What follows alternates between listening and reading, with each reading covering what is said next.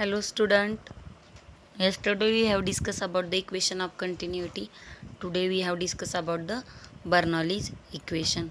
On observing the river, we notice that the speed of water decreases in wider region, whereas the speed of water increases in region whereas the river is narrow.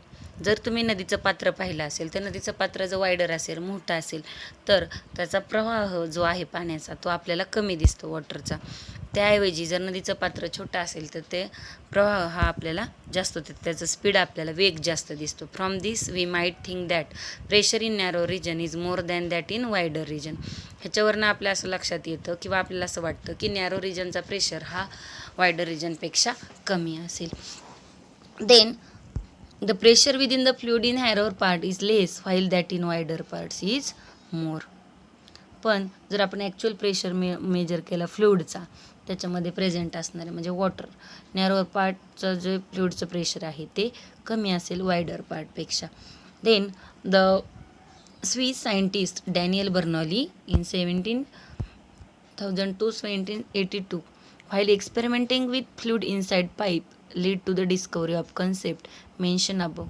वरती सांगितल्याप्रमाणे त्याने त्या प्रेशरच्या fluid pressure संदर्भात एक कथन केलं, the concept सांगितली. He observed that in his experiment that the speed of fluid is narrow region increases but in internal pressure of fluid in the same narrow region decreases.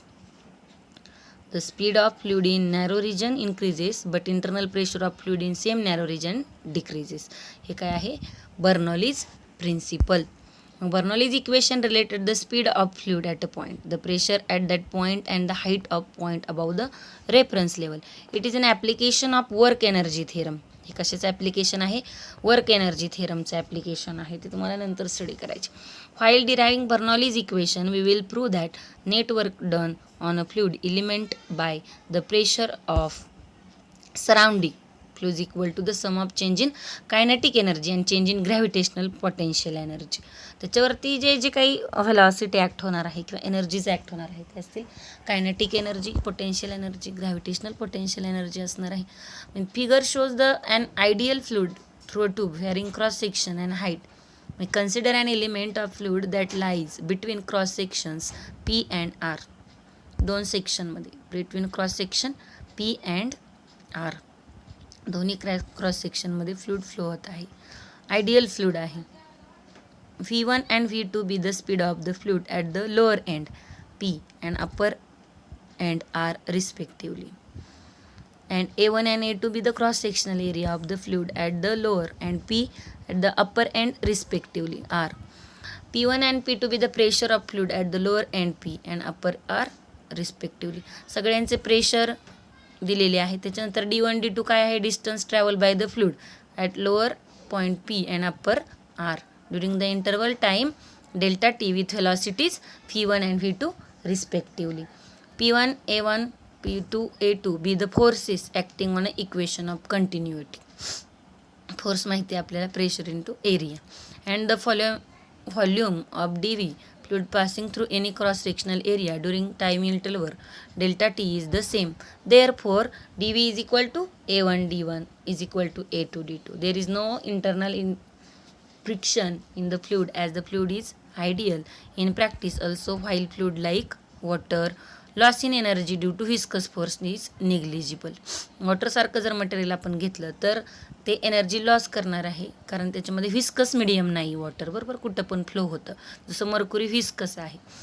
So the only non gravitational force that does not work on the fluid element is due to the pressure of surrounding fluid.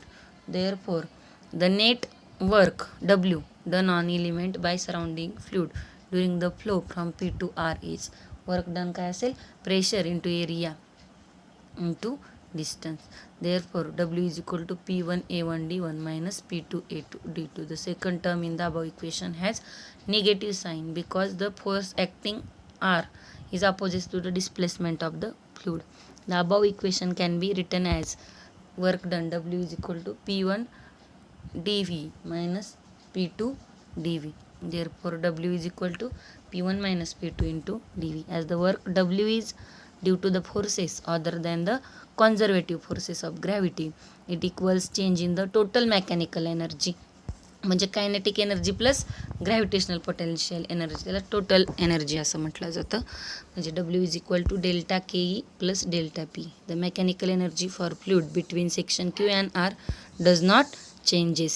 At the beginning of time interval delta t, the mass and kinetic energy of the fluid between P and Q is rho A1 D1 and 1/2 rho A1 D1 V1 square respectively. At the end of the time interval delta t, the kinetic energy of fluid between section R and S is 1/2 rho A2 D2 V2 square. Therefore, the net change in kinetic energy delta E delta kinetic energy during the time interval is. तर दोघांचं आपल्याला काय करायचं, फक्त equation तयार करून minus करायचं आहे. तर total energy minus potential energy 1/2 rho A2 D2 V2 square minus 1/2 rho A1 D1 V1 square. Simply आहे बघा. Delta K E is equal to 1/2 rho, common factor सगळे बाजूला निघतील, rho DV V2 square minus V1 square.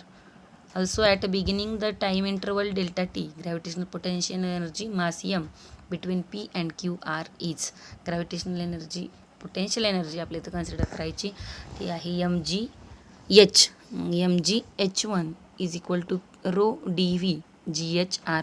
At the end of interval time delta t, the gravitational potential energy of the mass m between r and s is. R आणि S मधली जी gravitational energy आहे ती आहे mgh2 is equal to rho dv gh. Therefore, the net change in the gravitational potential energy is delta PE during the interval delta t. Delta PE is equal to, जसं delta KE काढलं तसं rho dv gh2 minus rho dv gh1. That is delta PE is equal to rho dv gh2 minus h1. मग ह्या सगळे equation जे आहेत आपले, सगळ्या इक्वेशनच्या व्हॅल्यू जर आपण टोटल एनर्जीच्या इक्वेशनमध्ये टाकल्या, total energy is equal to kinetic energy plus potential energy, बरोबर. मग काही P1 minus P2 DV is equal to 1/2 rho DV V2 square minus V1 square plus rho DVG H2 minus H1. मग इकडे P1 minus P2 DV, इकडचे तिन्ही इक्वेशनमध्ये DV आहे, cancel करा. 1/2 रो काय राहील V2 square minus V1 square plus row G H2 minus H1. This is the Bernoulli's equation. It states that the work done per unit volume of a fluid by surrounding fluid is equal to the sum of the changes in kinetic energy and potential energy per unit volume that occur during the flow. Different equations तुम्हाला पाहता येतील. ठीक आहे, thank you.